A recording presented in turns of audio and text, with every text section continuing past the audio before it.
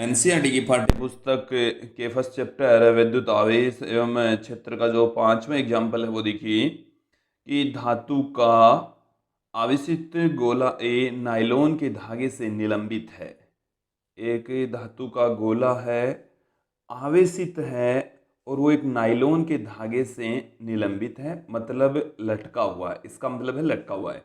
विद्युत रोधी हत्ती द्वारा, विद्युत रोधी हत्ती द्वारा इसका मतलब है कि कुचालक हत्ता है और उसके द्वारा किसी अन्य धातु के आवेशित गोले को, एक दूसरा हमने धातु का गोला लिया और उस धातु के गोले का नाम है गोला बी, को ए के इतने निकट लाया जाता है कि चित्र 1.7 ए में दर्शाए अनुसार इनके केंद्रों के बीच की दूरी 10 सेंटीमीटर है। अब देखिए, इसको समझ लीजिए कि हमारे पास में इस तरीके से एक ये जो डायग्राम है वो मैं यहाँ पर बना देता हूँ। इस तरीके से ये गोला ए लटका हुआ है और एक गोला बी है और उस गोले बी को हम एक कुचालक हत्थे से पकड़कर इसके पास में लेकर आ रहे हैं। ये गोला बी है और जब इनको पास में लेकर आते हैं तो इनके केंद्रों के मध्य की दूरी 10 सेंटीमीटर है। अब आगे क्या कह रहा है कि इस सिचुएशन में इनके मध्य लगने वाले बल को नोट कर लिया जाता है। गोले ए के परिणामी प्रतिकर्षण को नोट किया जाता है।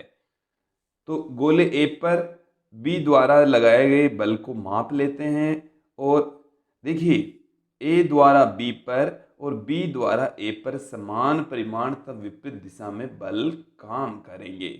इन दोनों पर हमें आवेश दे रखे हैं और ये बता रखा है कि इनके मध्य प्रतिकर्षण बल काम करता है, अर्थात दोनों पर समान प्रकृति का आवेश उपस्थित है। प्रतिकर्षण बल लग रहा है, इसका अर्थ यह है कि दोनों पर समान प्रकृति का आवेश मौजूद है। अब इनमें से हम किसी एक गोले पर आवेश कंसीडर कर लेते हैं Q, तो दूसरे वाले गोले पर आवेश हम कंसीडर कर लेंगे Q डैश। यहाँ की जो डिस्टेंस है इस स्थिति में वो हम कंसीडर कर लेते हैं R, जो कि 10 सेंटीमीटर है। यह है स्थिति प्रथम। पहली स्थिति में हमें जो वैल्यूज दे रखी है वो इस तरीके से है। अब इनके मध्य लगने वाला जो प्रतिकर्षण बल है वो मैं यहां पर पुट कर देता हूं, 1/4 pi epsilon not Q1 into Q2 बट्टे में R²। इन दोनों के मध्य लगने वाला प्रतिकर्षण बल यह होता है।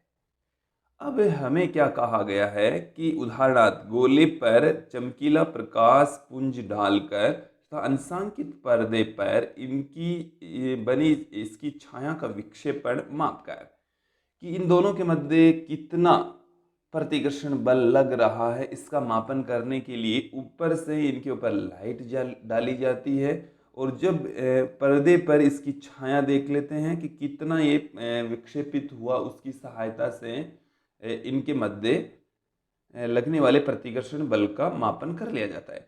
दोस्तों, मापन किस विधि से करते हैं इसका हमें बता दिया है कि इस तरीके से हम मापन कर सकते हैं, बट यहाँ पर कोई इसका ज़्यादा सेंस नहीं है। आगे देखिए, ए तथा बी गोलों को, हमारे पास में जो ए और बी गोले हैं उनको चित्र 1.7 बी में दर्शाए अनुसार क्रमशः अनावेशित गोलों सी तथा डी से स्पर्श कराया जाता है। अब ये जो गोला ए है इसको एक अन्य गोले ए को एक अन्य गोले से स्पर्श कराया जाता है। देखो कैसे स्पर्श कराया जा रहा है। ये हमारे पास में गोला ए है और इस गोले ए को ये कह रहा है कि अनावेशित गोलों सी, इसके ऊपर आवेश है और इस को एक अन्य गोले सी से स्पर्श करा देते हैं। ये हमें डायग्राम बता रखा है, ये सी है और ये जो गोला बी है इसको डी से स्पर्श कराया जाता है। ये बी है और इसको हम संपर्क में ले आते हैं, ये गोला डी है। देखिए, इसको आप एक बार अच्छे से समझ लीजिए क्या किया है कि डायग्राम में इस तरीके का डायग्राम बता रखा है हमें। सी तथा अनावेशित गोलों सी तथा डी से स्पर्श कराया जाता है, ऐसे स्पर्श कराएंगे। तत्पश्चात 1.7 सी के अनुसार सी तथा डी को हटाकर बी को ए के इतना निकट लाया जाता है कि इनके केंद्रों के बीच की दूरी 5 सेंटीमीटर हो जाती है। तो कूलाम के नियमानुसार ए पर कितना अपेक्षित प्रतिकर्षण है? गोले ए तथा सी एवं गोले बी तथा डी के साइज सर्वसम है। ए तथा बी के केंद्रों के पृथक्करण की तुलना में इनके साइजों की उपेक्षा कीजिए। अब देखिए एक एक करके इसको आगे के पार्ट को समझेंगे कि यहाँ से अब इन दोनों को सी और डी को हटा लेंगे और फिर इस बी को ए के इतना नज़दीक लाएंगे कि इनके बीच की डिस्टेंस फिर 5 सेंटीमीटर रह जाती है।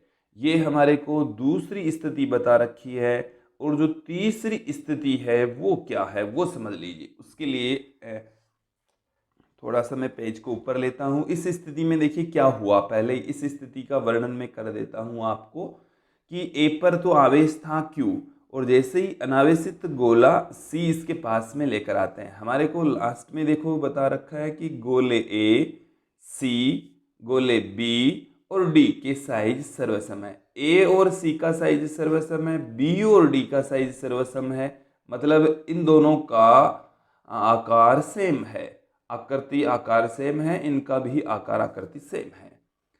ए तथा बी के केंद्रों के पृथक्करण की तुलना में इनके साइजों की उपेक्षा कीजिए, मतलब कि इनका जो आकार है इन गोलों के मध्य की दूरी की तुलना में बहुत कम है, उसको हमें नगण्य मानकर चलना है ताकि कूलाम का नियम हम अप्लाई कर सके। अब देखिए ये दोनों गोले सर्वसम साइज के हैं। इसके ऊपर गोले ए पर आवेश Q था। एक अनावेशित गोला जब C इसके संपर्क में लाया जाता है तो ये जो आवेश Q है अब दोनों गोलों पर एक समान रूप से वितरित हो जाएगा। तो जब दोनों गोलों का आकार समान, दोनों गोलों पर टोटल जो आवेश है वो Q है, तो प्रत्येक गोले पर अब जो आवेश है वो इनके कुल आवेशों का आधा हो जाएगा। तो कुल आवेश हमारे पास में Q, इसका आवेश 0 और उसका आधा हो जाएगा। तो इस गोले पर आवेश रहेगा Q/2, इस गोले पर आवेश रहेगा Q/2, Q/2 Q/2 दोनों गोलों पर आवेश हो जाएगा। अब चलते हैं B और D गोले की ओर। गोले B के ऊपर आवेश था Q' और B और D भी दोनों सर्वसम साइज के हैं, सर्वसम साइज के दोनों का आकार सेम है। अब इनके ऊपर जो आवेश है, इस पर आवेश था Q', इस पर आवेश है 0, तो टोटल जो आवेश है वो है Q' + 0। अब दोनों पर आधा आधा आवेश हो जाएगा, तो Q' + 0/2। इसका मतलब हो गया कि इस पर Q'/2, इस पर भी Q'/2 आवेश रह जाएगा। अब हम तीसरी कंडीशन स्थिति में चलते हैं। तीसरी स्थिति में हमें यह बताया गया है कि जो गोले हैं ए और बी, उनको सी और डी से हटा लीजिए। हटाने के पश्चात इनको हटा लीजिए, सी और डी को हम हटा लेंगे। अब हटाने के पश्चात इस गोले बी को, इस गोले बी को ए के इतना नजदीक लाना है, ए के इतना नजदीक लाना है कि इनके मध्य की जो डिस्टेंस है वो 5 सेंटीमीटर है। इस पर देखिए दोस्तों आवेश है Q/2, इस पर आवेश है Q'/2। इतना क्लियर हो गया। ये जो डिस्टेंस हमने पहली स्थिति में r जो मानी थी उसकी आधी डिस्टेंस है, अर्थात ये जो दूरी है वो r/2 के इक्वल है, r/2 के इक्वल है। तो हमें ये पूछा है कि नई जो स्थिति है उसमें अपेक्षित प्रतिकर्षण बल कितना है। तो दोस्तों प्रतिकर्षण बल कूलाम के नियम से यहाँ पर हम फाइंड आउट करेंगे। प्रतिकर्षण बल, नया जो प्रतिकर्षण बल है उसको मैं F' से पुट कर देता हूँ। तो F' बराबर 1/4πε0।